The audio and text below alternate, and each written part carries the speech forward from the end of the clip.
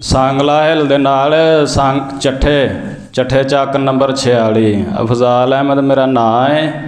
ਤੇ ਮੇਰੇ ਅੱਧੇ ਸਿਰ ਨੂੰ ਦਰਦ ਹੁੰਦੀ ਰਹਿੰਦੀ ਸੀ, ਹਟਦੀ ਨਹੀਂ ਸੀ।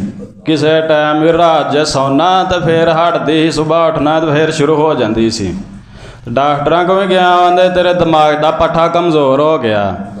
ਦਵਾਈ ਲੈਣਾ ਸਗੋਂ ਬਹੁਤਾ ਮਸਲਾ ਬਣ ਜਾਂਦਾ ਸੀ। ਉਹ ਦਵਾਈ 4 ਦਿਨ ਖਾਣੀ ਬਸ, ਤੇ ਕੋਈ ਫਰਕ ਨਹੀਂ, ਮੈਂ ਸੁੱਟ ਦੇਣੀ। ਹੋਰ ਡਾਕਟਰ ਕੋਲ ਚਲ ਜਾਣਾ, ਉੱਥੋਂ ਵੀ ਖਾਣੀ, ਫਰਕ ਕੋਈ ਨਹੀਂ ਪਿਆ। ਤੇ ਇੱਥੇ ਮਾਸ਼ਾਅੱਲਾ ਪਹਿਲਾਂ ਹੀ ਦਮ ਕਰਾਇਆ ਤਾਂ ਸਿਰ ਦੀ ਪੀੜ ਤੇ ਉੱਥੇ ਹੀ ਹਟ ਗਈ ਸੀ, ਪਹਿਲੇ ਦਮ ਤੋਂ ਹੀ ਹੁਕਮ ਨਾਲ।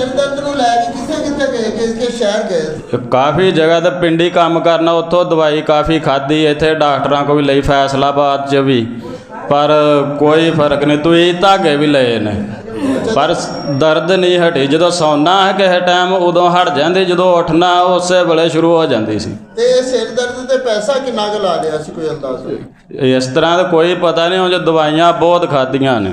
ਅੱਛਾ, ਕੋਈ ਫਾਇਦਾ ਨਹੀਂ ਹੋਇਆ? ਕੋਈ ਤਵੀਤ ਧਾਗੇ ਵੀ ਲਏ ਨੇ, ਕੋਈ ਫਾਇਦਾ ਨਹੀਂ ਹੋਇਆ। ਅੱਛਾ, ਇੱਥੇ ਆਏ ਕਿਸ ਤਰ੍ਹਾਂ, ਕੀ ਸਬਬ ਬਣਿਆ ਤੁਹਾਡੇ ਇੱਥੇ ਆਉਣ ਦਾ? ਫੇਸਬੁੱਕ ਤੋਂ ਵੇਖੀ ਸੀ ਜੀ ਵੀਡੀਓ।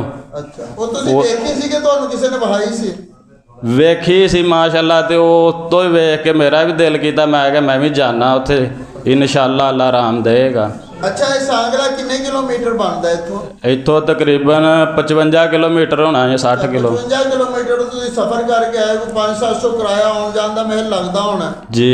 ਹਾਂ, ਉਹ ਕਿਰਾਇਆ ਤੁਸੀਂ ਲਾਇਆ ਉੱਥੋਂ, ਤੇ ਉਦੋਂ ਜੇਲ੍ਹ 'ਚ ਤੁਹਾਡੇ ਕੀ ਸੀ? ਗੱਡੀ 'ਚ ਬੈਠੇ ਆਉਂਦੇ ਆ ਜਾਂਦੇ ਆ, ਜਾਂ ਮੋਟਰਸਾਈਕਲ 'ਤੇ, ਜਾਂ ਜਿਸ ਤਰ੍ਹਾਂ ਵੀ ਆਏ, ਕਿ ਵੀਡੀਓ ਦੇਖੀ ਸੀ ਕਿ ਦਿਲ 'ਚ ਕੋਈ ਵਸਵਸਾ ਤਾਂ ਨਹੀਂ ਆਇਆ ਕਿ ਯਾਰ ਪਤਾ ਨਹੀਂ ਫਾਇਦਾ ਹੋਣਾ ਕਿ ਨਹੀਂ ਹੋਣਾ, ਮੈਂ ਇੰਨਾ 55 ਕਿਲੋਮੀਟਰ ਸਫ਼ਰ ਕਰਕੇ ਜਾ ਰਿਹਾ?